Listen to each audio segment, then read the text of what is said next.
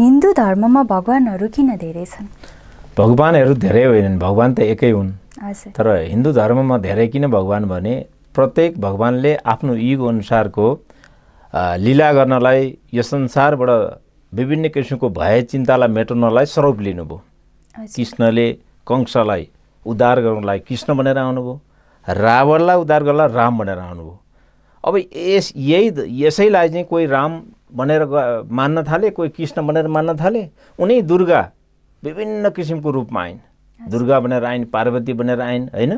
विभिन्न किसिमको स्वरूप धरतीमा आएर धारी चिज एउटै हो, एउटै तत्त्व आएको, एउटै तत्त्व विभिन्न किसिमको अवतारमा धारण गरे भएर त्यही चिजलाई चाहिँ यहाँ आज संसारले धेरै भगवान बनाएर मानेको।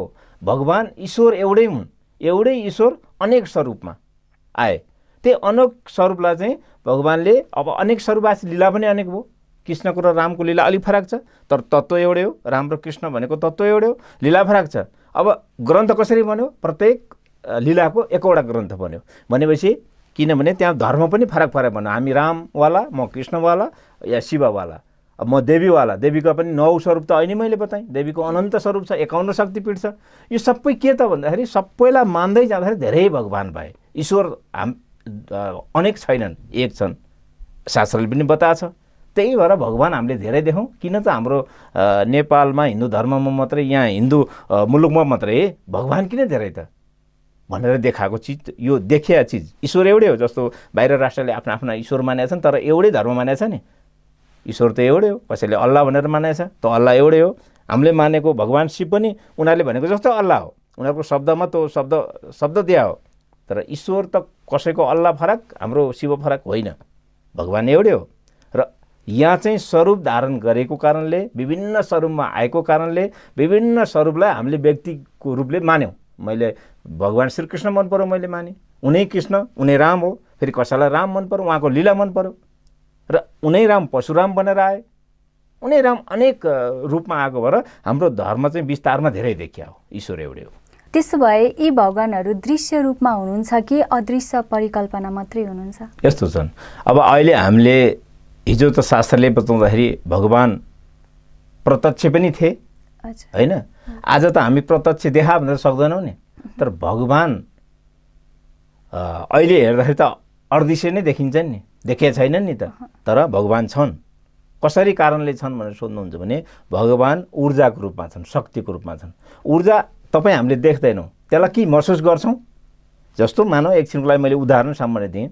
हजुरलाई भोक लागेको छ, भोकले कमजोर हुनुभएको छ, हजुरले खाना खानुभयो। त्यो खानाबाट के पाउनुभयो? ऊर्जा पाउनुभयो। त्यो खाना त भोलिपल्ट त मलको रूपमा गयो नि, खानै त सबै खाएको होइन नि। त्यसमा भएको तत्त्व हामीले पायौँ। त्यसमा के थियो?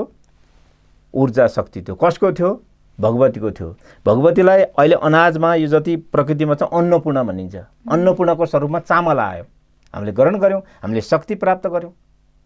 हेर्नुहोस्, भगवानलाई यसरी महसुस गर्न सकिन्छ। अब तपाईँ ध्यान मार्गबाट जानुहोस्। जो ध्यानीले परमात्मालाई देखे, तपाईँले एकान्तमा गएर आँखा चिम्लिनुहोस्, आफ्नो स्वरूपलाई, आफ्नो इष्टदेवलाई ध्यान दिनुहोस्। तपाईँलाई धर्र आँसु आउँछ। तपाईँले अब फलानु अगाडि बसेको मान्छेले देख्दैन, तपाईँलाई छैन भनिदिनु सक्छ। गुलियो तपाईँले जेरी खानुभयो, उसलाई त जेरीको स्वादै थाहा छैन। त्यस्ता व्यक्तिलाई भन्दाखेरि हामीले जवाफ दिने चाहिँ यो हिसाबले दिने हो। ईश्वर छन्, प्रत्येक कणकणमा छन्, प्रत्येक ऊर्जामा छन्, प्रत्येक वनस्पतिमा छन्। हामीले जे चिज ग्रहण गर्छौँ सबै भगवानको कृपा छ। यति सुकेको काठमा भगवान किन छैनन् त? त्यो काठ त मर्यो नि त, त्यसको स्वाद छ? त्यही जीवित काठको कुनै पात टोक्नुहोस्, टर्रो छ, त्यसमा के छ? ऊर्जा छ, शक्ति छ।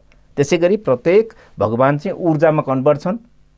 त्यसै गरी हाम्रो शरीरमा पनि प्रत्येक भगवानको शक्ति छ। त्यसलाई जागृत गर्न मात्रै बाँकी छ, हामीले जगाउन बाँकी छ। हजुर, हिन्दू धर्ममा निराकार र साकार भगवानको अर्थ के हो? निराकार भनेको चाहिँ जो ज्योति बिन्दुमा हुनुहुन्छ, होइन? त्यसलाई चाहिँ अब अनन्त रूपले फैलेका छन्, होइन? अनन्त रूपले फैलेका छन्। जस्तो मानव अहिलेको रूपमा सूर्य देख्दाखेरि एक देखिन्छन्, उनको किरण अनेक छन्। एक सूर्य अनेक जीवमा अग्नि तत्त्व प्रदान गरेका छन्। सूर्य त एक हुन् नि। अब ज्योतिषशास्त्रमा गयौँ भने तेरो सूर्य बिग्रिया छ, त्यही एकै सूर्य उसलाई बिग्रिने, उसलाई घट्ने। ती चाहिँ के देख्दाखेरि त कुनै पदार्थ देखिँदैन, त्यहाँ शरीर देखिँदैन। तिनलाई त हामीले के भन्दा निराकारै त भन्छौँ नि हामी, केही छैन, प्रकाश नै छ त, उज्यालो नै छ त्यहाँ, होइन?